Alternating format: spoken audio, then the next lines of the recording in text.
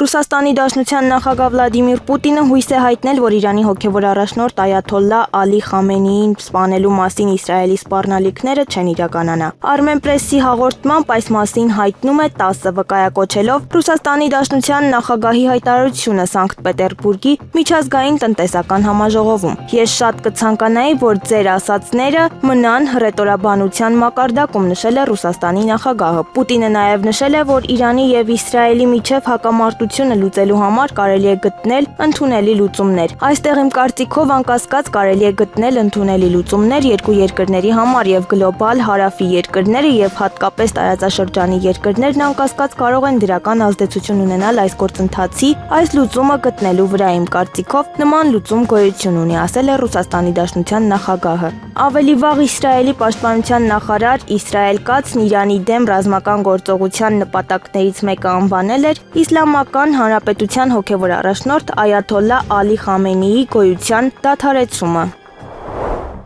Գործարար Սամվել Կարապետյանն իր փաստաբանական թիմի միջոցով հանդես է եկել հայտարարությամբ, ինչ հաջողվեց ներկա իշխանություններին, մաս 1. Իմ նկատմամբ կալանքի որոշում կայացնելու օրը կյանքիս ամենահետաքրքիր օրերից մեկն էր, ասեմ ինչու։ Իմ աչքերով տեսա իր իսկ մեղադրանքն ակնհայտ տիպողաբար առաջադրած քննիչի հուզված վիճակը, դատարանի կողմից ինձ կալանավորելու որոշումը հրապարակելուց հետո, փորձառու դատախազի անմխիթար վիճակը ամբողջ դատավարության ընթացքում եւ վերջապես իմ աչքերով տեսա կոտրված դատավորի կեցվածքը, ով դատավարության ընթացքում իբր զարմանքով, տեղ-տեղ արհամարանքով ունկնդրում էր քննիչի եւ դատախազի բերած ապօրինի մեղադրանքը ու սնանկ փաստարկները, դրանով փորձելով դրսևորել կարծես անկողմնակալ, անկախ վարքագիծ։ Այնուհետև 4 ժամ խորհրդակցական սենյակում գտնվելուց հետո ցույց տվեց, որ նա կախյալ է եւ անզոր, բայց ոչինչ, շուտով դատարանները անկախ են լինելու, պայքարելու ենք, ասվում է ուղերձում։ Հունիսի 20-ին Անկարայում ավարտվել է Նիկոլ Փաշինյանի հանդիպումը հայ համայնքի ներկայացուցիչների հետ։ Մեդիահաբին Անկարայի հայ համայնքի ներկայացուցիչներից մեկը հայտնեց, որ Պոլսո Պատրիարքարանի որևէ հոգևորական չի մասնակցել հանդիպմանը, թեև նրանց հրավերներ ուղարկված են եղել։ Մեզ փոխանցեցին, որ այլ հայ հոգևորական եղել է հանդիպմանը, մասնավորապես կաթոլիկ հայ համայնքի եւ հայ ավետարանչականի ներկայացուցիչները, սակայն առաքելական Պոլսո Պատրիարքարանը չի մասնակցել հանդիպմանը։ Ըստ էության Փաշինյանի հրավերը մերժել են։ Իդեպ Փաշինյանը Տելեգրամի իր ալիքում տեսանյութ է հրապարակել, որում հոգևորական է երևում, սակայն մենք ճշտեցինք, որ նա կաթոլիկ հայ համայնքի ներկայացուցիչ է։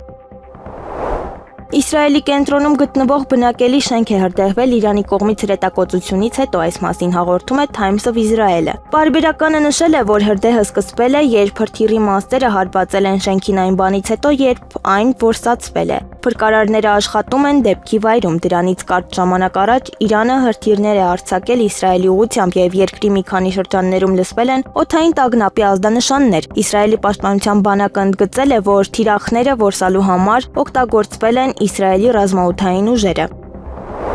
Ամերիկայի Միացյալ Նահանգների նախագահ Դոնալդ Թրամփը պատրաստ է Իրանին տալ ոչ ավելի քան 2 շաբաթ միջուկային ծրագրի վերաբերյալ համաձայնագիր կնքելու համար, հաղորդում է ՌԻԱ Նովեստին։ Կտեսնենք, թե որքան ժամանակ է դա, բայց ես նրանց ժամանակ եմ տալիս եւ կասեի, որ 2 շաբաթը առավելագույնն է, կիսվել է Թրամփը։ Նախկինում Ամերիկայի Միացյալ Նահանգների նախագահը հայտարարել էր, որ Իրանը շաբաթներով է հեռու միջուկային զենք ստեղծելուց։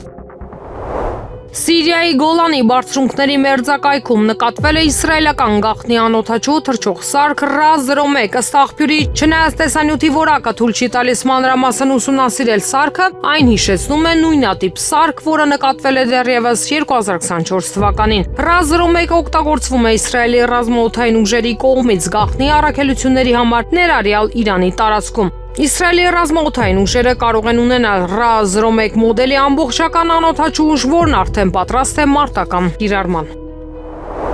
Ատոմային էներգիայի միջազգային գործակալությունը հաստատել է իրանական Արաք քաղաքի մոտակայքում կառուցվող միջուկային օբյեկտին հասցված հարվածը, հայտարարելով, որ առանցքային շենքերին վնաս է հասցվել։ Այս մասին հաղորդում է BBC-ն։ Ըստ տվյալների օբյեկտում միջուկային նյութ չի եղել, ռեակտորները, ինչպիսիք են Թեհրանից 250 կիլոմետր հարավ-արևմուտք գտնվող Արաքի օբյեկտը, կարող են օգտագործվել գիտական նպատակներով, բայց պլուտոնիումը ձևավորվում է որպես կողմնակի արտադրանք, որը կարող է օգտագործվել միջուկային զենք ստեղծելու համար։ ՄԱԳԱՏԵ-ի ղեկավար Ռաֆայել Գրոսին հայտարարել է, որ չնայած իսրայելական հարվածների արդյունքում ռադիոլոգիական խոշոր միջադեպ տեղի չի ունեցել, սակայն ռադիացիոն վթարի վտանգ դեռ կա։ Ռուսաստանի նախագահ Վլադիմիր Պուտինը հայտարարել է, որ Մոսկվա մտադիր է զարգացնել ռազմական եւ տեխնիկական համագործակցությունը բարեկամ երկրների հետ ներառյալ համատեղ զինտեխնիկայի արտադրությունը եւ զինծառայողների վերապատրաստումը։ Այս մասին նա նշել է Սանկտ Պետերբուրգի միջազգային տնտեսական համաժողովում։ Նախագահն ընդգծել է, որ Ռուսաստանը կշարունակի զինել սեփական բանակը, նորագույն տեխնիկայով արդիականացնել ռազմաբազաները եւ բարձրացնել զինված ուժերի մարտունակությունը։ Նա հավելել է, որ համագործակցությունը բարեկամ երկրների հետ ներառում է ոչ միայն սպառազինության մատակարարում, այլև համատեղ մշակումներ եւ արտադրական հզորությունների ստեղծում։ Պուտինը նշել է նաեւ, որ Մոսկվան նախատեսում է զարգացնել առևտրատնտեսական կապերը գործընկերների հետ, վերացնելով արգելքներն ու խորացնելով ներդրումային համագործակցությունը, հայտնում է Reuters-ը։ Ուկրաինայի պետական լեզվի պաշտպանության հանձնակատարի թեկնածու Ալեքսանդր Զավալսկին առաջարկել է լեզվական հարցը երկրում լուծել առանց ավելորդ աղմուկի եւ PR-ի Զավալսկու խոսքով ինքը կողմ է ուկրաիներեն լեզվի կարգավիճակի որակյալ վերականգնմանը, շարունակելով պետական ուկրաինացման քաղաքականությունը։ Նա նշել է, որ հարցին անհրաժեշտ է մոտենալ համակարգված առանց հանրային հակասություններ հրահրելու։ Զավալսկու լեզվական քաղաքականության մշակման համար արդեն պատրաստ է համապատասխան գործողությունների ծրագիր, որը մշակվել է սոցիոլոգիական կազմակերպության մասնագետների կողմից։ Ռուսաստանը հիմք է ընդունում տեղում ձևավորվող իրողություններից եւ պնդում է, որ դրանք ընդունվեն ու չի պահանջում, որ Ուկրաինան հանձնվի, հայտարարել է Ռուսաստանի նախագահ Վլադիմիր Պուտինը Սանկտ Պետերբուրգի միջազգային տնտեսական համաժողովի լիագումար նիստի շրջանակում։ Նա նաեւ պնդել է այն դիրքորոշումը, որ ռուսներն ու ուկրաինացիները մեկ ժողովուրդ են, ուստի կարելի է համարել, որ ամբողջ Ուկրաինան մերն է։ Ես արդեն բազմիցս ասել եմ, որ իրականում ռուսներին եւ ուկրաինացիներին համարում եմ մեկ ժողովուրդ։ Այս իմաստով ամբողջ Ուկրաինան մերն է, ասել է Պուտինը, պատասխանելով այն հարցին, թե ուր կարող է հասնել ռուսական բանակը։ Այս հայտարարությունից հետո Ռուսաստանի նախագահը հավելել է, որ Մոսկվան երբեք կասկածի տակ չի դրել ուկրաինացի ժողովրդի անկախության եւ ինքնիշխանության իրավունքը։ Մեկնաբանելով այն պնդումը, որ Ռուսաստանի դիրքորոշումն Ուկրաինայի հակամարտության հարցում նույնն է, ինչ ԱՄՆ նախագահ Դոնալդ Թրամփի դիրքորոշումը Իրանի միջուկային ծրագրի հարցում կապիտուլյացիայի անհրաժեշտության վերաբերյալ, Պուտինը շեշտել է. այս իրավիճակը նույնը չէ, այն իապես տարբեր է։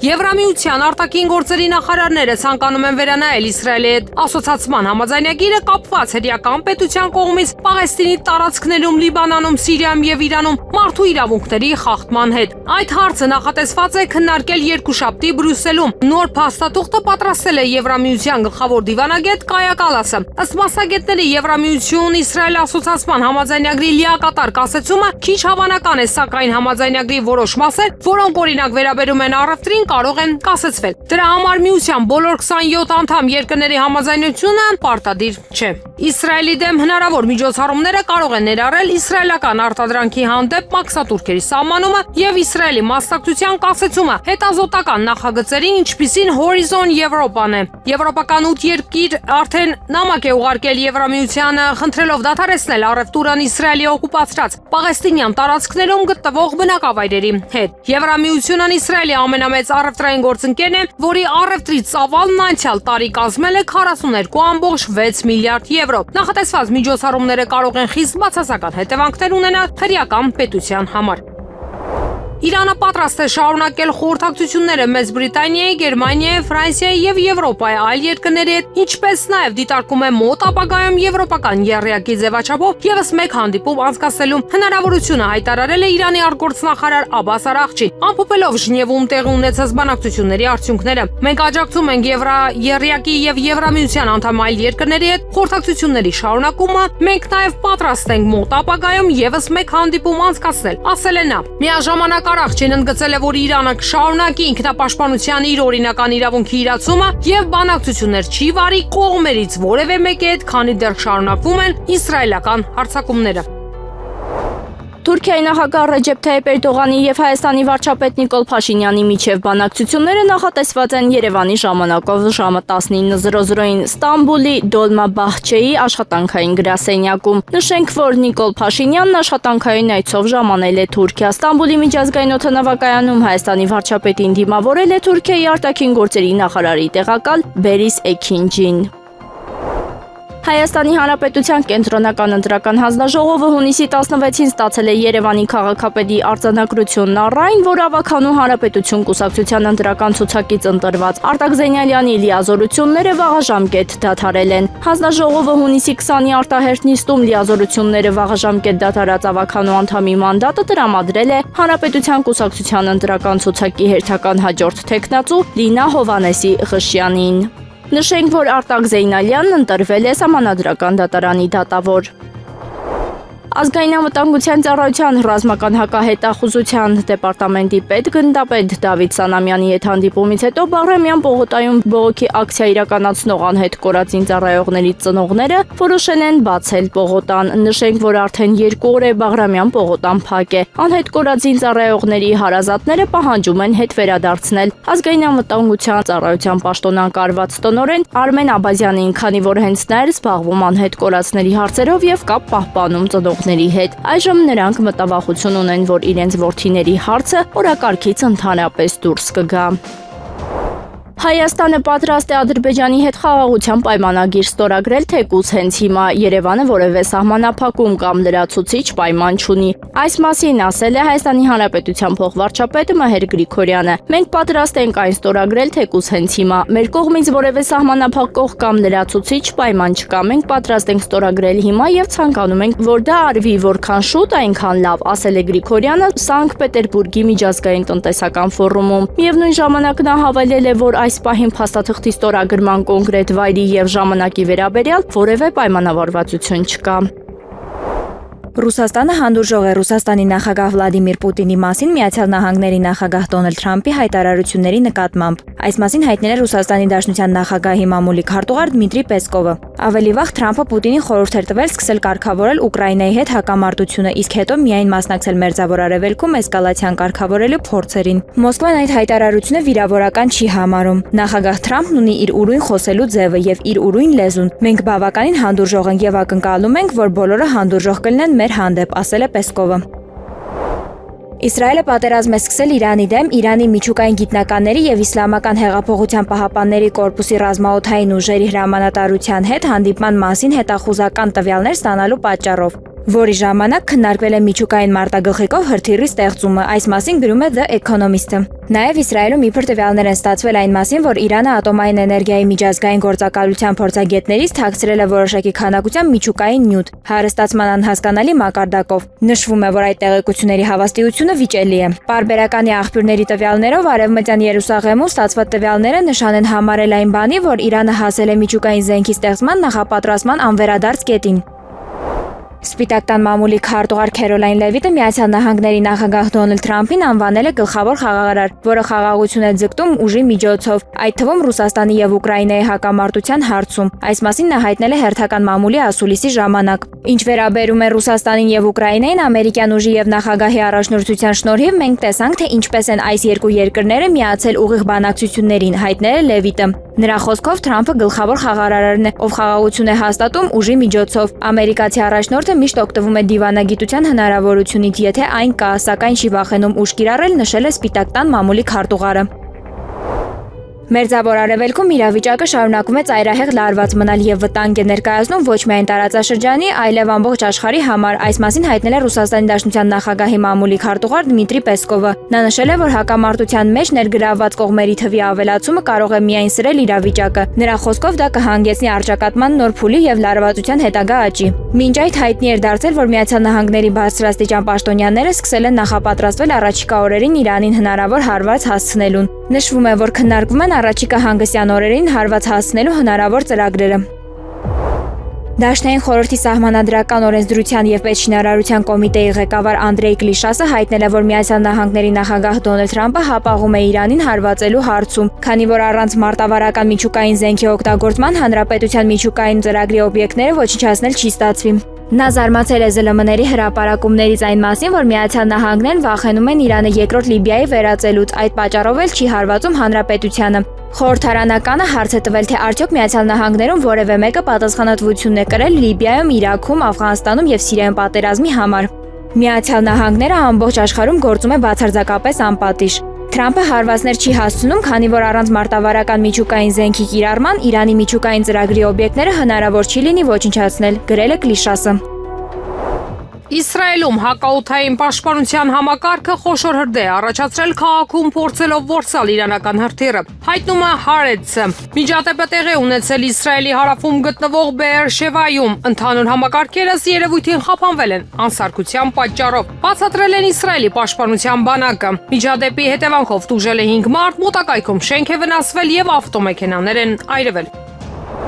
Կրեմլի խոսնակ Դմիտրի Պեսկովն աղետ է անվանել ԱՄՆ-ի կողմից Իրանում միջուկային զենքի հնարավոր կիրառումը, նրա խոսքերը մեջբերում է 10-ը։ Իրադարձությունների նման զարգացումը աղետալի կլինի, բայց այնքան շարժումներ կան, որ հնարավոր չէ իրականում մեկնաբանել, ընդգծել է Պեսկովը։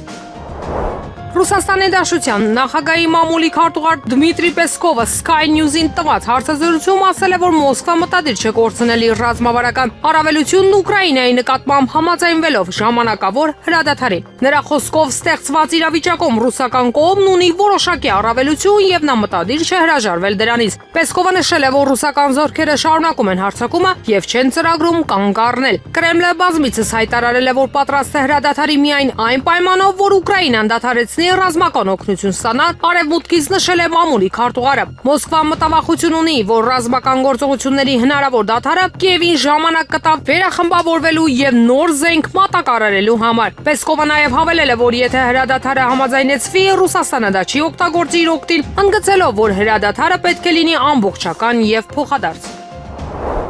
Իրանը մշտապես ձգտել է խաղաղության, բայց ներկա պայմաններում պատերազմին վերջ դնելու միակ ճանապարհն Իսրայելի ագրեսիան անվերապահորեն դադարեցնելն է։ Armenpress-ի փոխանցմամբ այս մասին գրառում է կատարել Իրանի նախագահ Մասուդ Փեզեշքյանը։ Մենք միշտ ձգտել ենք խաղաղության եւ հանգստության, սակայն ներկա պայմաններում պարտադրված պատերազմին վերջ դնելու միակ ճանապարհը թշնամու ագրեսիան անվերապահորեն դադարեցնելն ու սիոնիստ ահաբեկիչների արկածախնդրությունների ավարտը վերջնական երաշխավորելն է, նշել է նա գրառման մեջ։ Փեզեշքյանի խոսքով հակառակ դեպքում պատասխանները թշնամուն կլինեն ավելի կոշտ եւ ցավալի։ Իսրայելն Իրանին հարվածներ է հասցրել հունիսի 13-ին հայտարարելով, որ թիրախավորում է Իրանի միջուկային ծրագիրը եւ բալիստիկ հրթիռների ծրագիրը։ Իրանը պատասխան հարվածներ է հասցրել, կողմերի միջև արդեն 8-րդ օրն է փոխադարձ հարվածները շարունակվում են։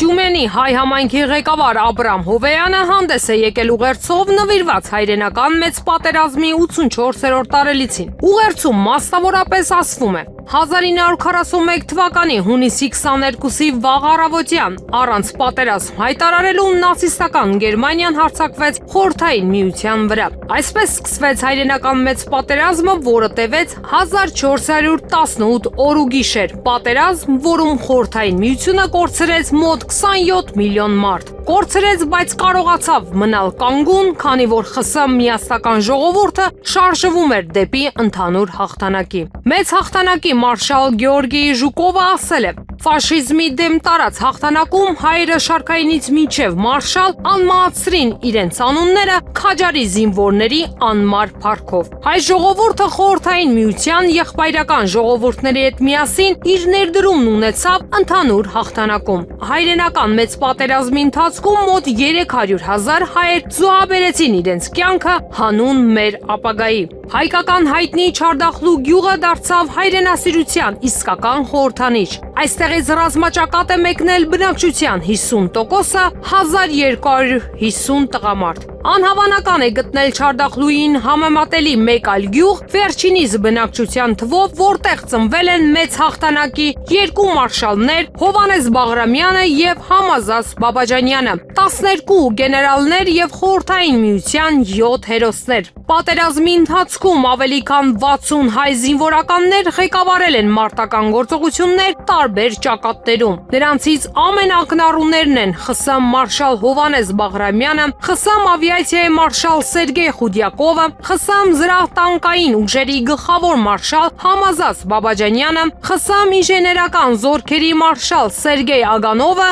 եւ ԽՍՀՄ նավատորմի ծովակալ Իվան Իսակովը։ Ընդհանուր առմամբ հայրենական մեծ պատերազմում մասնակցության համար պարգևատրվել է 66802 հայ, 106 զինվոր եւ սպա արժանացել է Խորհրդային Միության հերոսի կոչման։ Նրանցից երկուսը Հովհաննես Հովհաննես Բաղրամյանը եւ Նելսոն Ստեփանյանը դարձել են խորհրդային միության կրկնակի հերոսներ։ Հայրենական մեծ պատերազմի ժամանակ աշխատանքային ակնառու նվաճումների համար 8 հայ արժանացել են սոցիալիստական աշխատանքի հերոսի կոչման։ 3-ը 2 անգամ եւ 1-ը 3 անգամ։ Հայ ժողովրդի դուստրերը նույնպես ակտիվ մասնակցություն ունեցան ֆաշիստերի դեմ մղվող պայքարին։ Ավելի քան 10,000 հայուհիներ մեկնեցին ռազմաճակատ։ Նրանք մասնակցել են Ստալինիգրադի եւ Կովկասի համար վճռորոշ ճակատամարտերին, Լենինգրադի հերոսական պաշտպանությանը։ Շատ կանայք աշխատել են թիկունքում, փոխարինելով ռազմաճակատ մեկնած տղամարդկանց։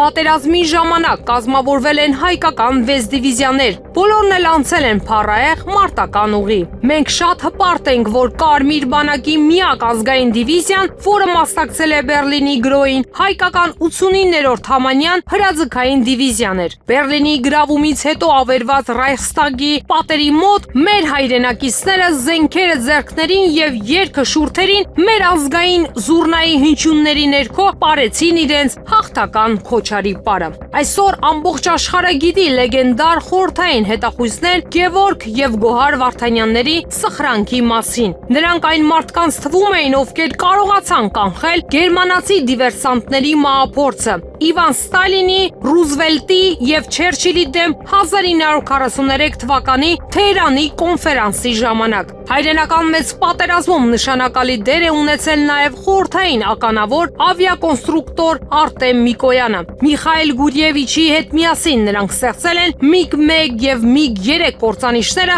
որոնք օգտագործվել են հայրենական մեծ պատերազմում։ Հնարավոր չէ թվել բոլոր հերոսների անուններն ու խոսել այդ տարիների բոլոր սխրանքների մասին։ Պատերազմի յուրաքանչյուր մասնակից թողեց իր քաջության եւ տոկունության հետքը, վկայելով մարդկային ոգու ուժի եւ հայրենիքի հանդեպ իր սիրո մասին։ Հաշվի առնելով հերոսների հիշատակը պահպանելու եւ ապագա սերունդներին փոխանցելու կարեւորությունը, ինչպես նաեւ ի նշան հայրենական մեծ պատերազմում տարած հաղթանակի համաշխարհային պատմական նշանակության 2023 թվականին Տյումենում բացվեց ռուս-հայկական բարեկամության այգին, որը կրում է խորհրդային միության կրկնակի հերոս մարշալ Հովհաննես Բաղրամյանի անունը։ Մենք հարգում ենք բոլոր ընկած հերոսների հիշատակը եւ խոնարհվում բոլոր նրանց առջեւ, ովքեր իրենց կյանքը զոհաբերեցին հանուն արդարության, խաղաղության եւ ազատության, ասված է Աբրահամ Հովեյանի հայտարարության մեջ։ Հայաստանի Հանրապետության փոխվարչապետ Մհեր Գրիգորյանը Սանկտ Պետերբուրգի միջազգային տնտեսական ֆորումում բարձրացրեց Եվրասիական տնտեսական միության ֆիզիկական սահմանների բացակայության հարցը։ Նա նշեց, որ ԵԱՏՄ կանոնակարգը չի ներառում ֆիզիկական սահմաններից զերծ համագործակցության մոդել։ Որպես օրինակ նա նշեց վերին լարցի անցակետը, նրա կարծիքով այս խնդրի լուծումը ԵԱՏՄ-ի հաջողության եւ հեռանկարների գրավականն է։ Ամերիկայի Միացյալ Նահանգների նախագահ Թրամփը չի վախենում ուժ կիրառել անհրաժեշտության դեպքում, այս մասին հայտարարել է Սպիտակ տան մամուլի քարտուղար Քերոլայն Լիվիթը, փոխանցում է Sky News-ը։ Նախագահը հստակ հասկացրել է, որ միշտ ձգտում է դիվանագիտության, բայց չի վախենում անհրաժեշտության դեպքում ուժ կիրառել։ Իրանը եւ ամբողջ աշխարհը պետք է իմանան, որ Ամերիկայի Միացյալ Նահանգների բանակն ամենաուժեղն է աշխարհում եւ մենք ունենք հնարավորություններ, որոնք այս մոլորակի վրա ոչ մի այլ երկիր չունի, հավելել է նա։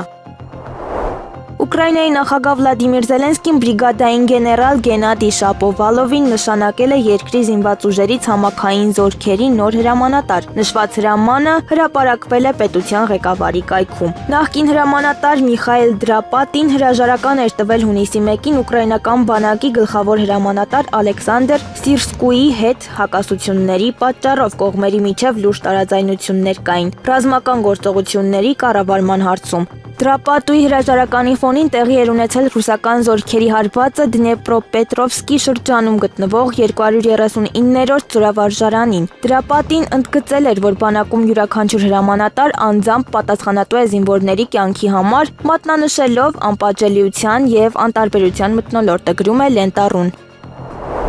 Հայաստանից ռուսական ռազմակայանի դուրսբերման հարցը երկկողմանի երկխոսության ընթացքում երբեք չի բարձրացվել։ Այս մասին հայտնել է արտաքին գործերի նախարարության պաշտոնական ներկայացուցիչ Մարիա Զախարովան։ Նրա խոսքով Ռուսաստանը Հայաստանի հետ փոխգործակցության շատ լայն շրջանակ ունի, բայց իհարկե ինչպես ցանկացած երկրում կան նաև խնդրահարույց հարցեր, կան իրենց խնդիրներն ու դրամատուրգիան։ Միևնույն ժամանակ Երևանի հետ կանոնավոր երկխոսություն են ընթանում բոլոր գերատեսչությունների միջոցով, որոնք ինչ-որ կերպ առնչվում են բազայի թեմային։ Այդ հարցը գործնական իմաստով երբեք չի բարձրացվել, երևի թե հանրության ներսում փորձագիտական շրջանակներում քննարկվել է։ Սա այլ հարց է, բայց Երևանի հետ շփումներում այդ թեման չի արծարծվել, հավելել է Զախարովան։ Մերձավոր Արևելքում ստեղծված ռազմական քաոսը Ռուսաստանին որևէ դրական բան չի խոստանում, հայտարարել է Ռուսաստանի Դաշնության նախագահի մամուլի քարտուղար Դմիտրի Պեսկովը։ Նրա խոսքով տարածաշրջանում պատերազմական իրավիճակը միայն մտահոգություն է առաջացնում Մոսկվայում։ Երբ տարածաշրջանը մատնվում է պատերազմական քաոսի, դա մեզ համար ոչ մի լավ հետևանք չի կարող ունենալ։ Մենք միայն ափսոսանք ենք հայտնում, նշել է Պեսկովը, ընդգծելով, որ Մերձավոր Արևելքը իր կարևորությունն ունի Ռուսաստանի համար, նաև ենթակառուցվածքային առումով։ Ավելի վաղ հաղորդվել էր, որ ԱՄՆ նախագահ Դոնալդ Թրամփը հունիսի 17-ին հավանություն է տվել Իրանի միջուկային օբյեկտներին հարվածների պլաններին։ Իրանում Վրաստանի դեսպանատունը իր հայրենակիցներին խորհուրդ է տվել Իրանից դուրս գալ ցամաքային ճանապարհով Ադրբեջանի, Աստարա, Հայաստանի, Նորդուզ, Թուրքիայի, Բազարգան եւ Թուրքմենստանի Բաջկիրանի հետ սահմանային անցակետերով, հաղորդում է Նովոստի Գրուզիան։ Դիվանագիտական առաքելությունը միաժամանակ կոչ է արել Իրանից մեկնելու մտադրություն ունեցող բոլոր անձանց նախապես կապ հաստատել իրենց հետ եւ ստանալ անհրաժեշտ հրահանգները։ Դեսպանատունը նշել է, որ դա կնվազեցնի անկայուն պայմաններում ճանապարհորդելու հետ կապված ռիսկերը։ Իրանում Իսրայելի գործողության նպատակը Իրանի Իսլամական Հանրապետության իշխանության տապալումը չէ, բայց դա կարող է լինել դրա արդյունքը։ Այս մասին Իսրայելի վարչապետ Բենյամին Նեթանյահուն հայտարարել է Կան պետական հեռուստարադիոընկերությանը տված հարցազրույցում։ Գլխավոր նպատակը իրանական միջուկային սպառնալիքի վերացումն է։ Երկրորդ, անհրաժեշտ է վերացնել բալիստիկ հրթիռների վտանգը։ Միևնույն ժամանակ ակնհայտ է, որ իրանական վարչակարգը անկայուն է լինելու։ Սա չէ նպատակը, բայց դա կարող է լինել արդյունքը, ասել է Իսրայելի կառավարության ղեկավարը, հավելելով, որ դա իրանական ժողովրդի գործն է։ Կրեմլը ուշադրությամբ հետևում է Հայաստանում Տաշիր գրուպի սեփականատեր Սամվել Կարապետյանի կալանավորման հետ կապված իրավիճակին, պատրաստ է նրան տրամադրել անհրաժեշտ աջակցություն որպես Ռուսաստանի Դաշնության քաղաքացու, հայտարարել է Ռուսաստանի Դաշնության նախագահի մամուլի քարտուղար Դմիտրի Պեսկովը։ Մենք չենք ցանկանում միջամտել Հայաստանի ներքին գործերին, բայց մեծ ուշադրությամբ հետևում ենք Ռուսաստանի Դաշնության քաղաքացու հետ կապված ամեն ինչին, լրագրողներին ասել է Ռուսաստանի նախագահի մամուլի խոսնակ Դմիտրի Պեսկովը։ Իրանը երբեք չի փորձելու ատոմային ռումբ ստեղծել եւ չի ձգտելու դա անել ապագայում։ Այս մասին հայտարարել է Իրանի Իսլամական Հանրապետության փոխարտգործնախարար Սաիդ Խատիբզադեն։ Իրանը երբեք չի ձգտել միջուկային զենք ունենալ եւ երբեք չի ձգտի դա անել ապագայում, ասել է նա։ Մինչ այս Economist-ը գրել էր, որ Իսրայելը պատերազմ է սկսել Իրանի հետ կապված Իսլամական հեղափոխության պահապանների կորպուսի մասին տեղեկությունների հետ, որոնք պատրաստվում են միջուկային մարտագլխիկը հրթիռով զուգակցել։ Հունիսի 19-ի երեկոյան Սպիտակ տունը հայտարարել էր, որ Իրանին մի քանի շաբաթ է անհրաժեշտ միջուկային զենք ստեղծելու համար։ Այս ֆոնին Fox News հեռուստաալիքը հայտնել է, որ ԱՄՆ-ն չի բացառում Իրանում մարտավարական միջուկային զենքի կիրառումը։ Հունիսի 20-ին ժամը առավոտյան 8-ից 9 ընկած ժամանակահատվածում Ադրբեջանի զուստ օրաբաժանումները կրակ են բացել Սյունիքի մարզի ներքին հանդ բնակավարի ուղղությամբ, ինչի հետևանքով վնասվել է բնակելի տուն։ Տուժածներ չկան, այս մասին հայտնում են Հայաստանի Հանրապետության Պաշտպանության նախարարությունից։ Ադրբեջանական կողմին կոչ են կանում հետաքննել ներքին հանդի բնակելի տան գնդակոծման փաստը եւ հանդես գալ հրապարակային պարզաբանումներով, ասված է հաղորդագրության մեջ։